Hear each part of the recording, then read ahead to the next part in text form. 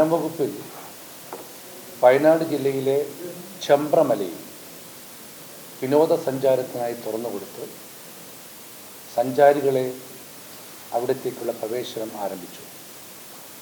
കേന്ദ്ര സർക്കാർ നടത്തിയ ശാസ്ത്രീയ പഠനത്തിൽ ചെമ്പ്രമലയിൽ ഒരു ദിവസം 200-ൽ കൂടുതൽ സഞ്ചാരികളെ പ്രവേശിക്കരുതെന്നുള്ള കൃത്യമായ നിർദ്ദേശം കൊടുത്തു.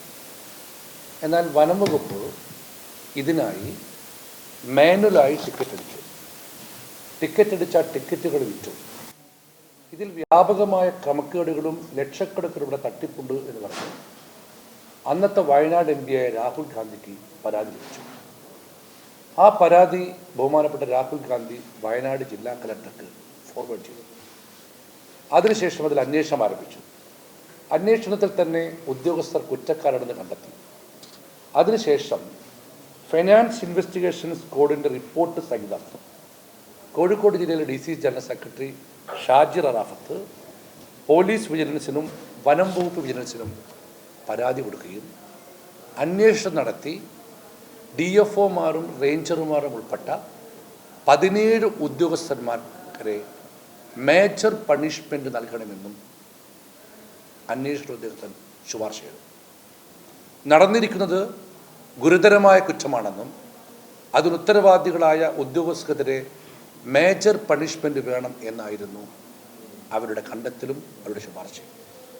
എന്നാൽ പിന്നീട് അങ്ങോട്ട് കോഴിക്കോട്ടുകാരനായ വനമന്ത്രിയും ചില അധികാര ദല്ലാളന്മാരും കോഴിക്കോട് ഗസ്റ്റ് ഹൗസിൽ വെച്ച് ഒരു സംസാരം നടക്കുകയും പലതരത്തിലുള്ള ഡീൽ ഉറപ്പിച്ചു എന്ന് പറയപ്പെടുകയും ചെയ്യുന്നു.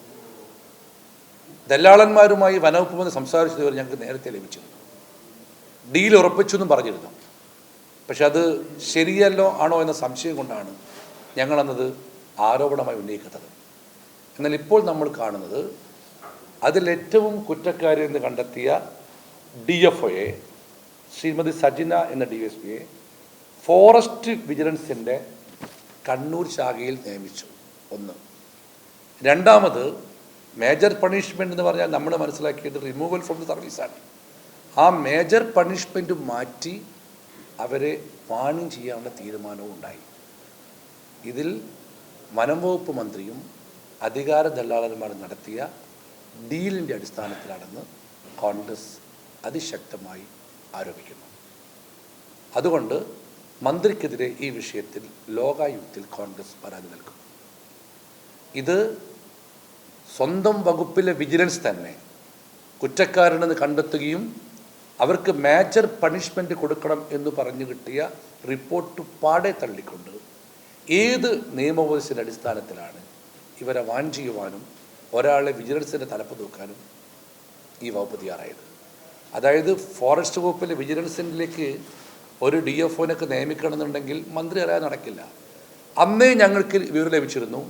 കോഴിക്കോട് ഗസ്റ്റ് ഹൗസിൽ വെച്ച് ഈ DFOമാർക്ക് വേണ്ടി ചില ദല്ലാളുമാർ മന്ത്രിയുമായി സംസാരിച്ച് ഡീൽ ഉറപ്പിച്ചിട്ടുണ്ട്. ഇതിൻ്റെ പിന്നിൽ നടന്നത് ലക്ഷങ്ങളുടെ ഡീലാണ്. അതിന് പിന്നിൽ ചില അധികാര ദല്ലാന്മാരുണ്ട്. ഇതിൽ മന്ത്രിക്ക് പങ്കുണ്ട്. അതുകൊണ്ട് തന്നെ മന്ത്രിക്കെതിരെ കോൺഗ്രസ് ലോകായുക്തയിൽ പരാതി നൽകും.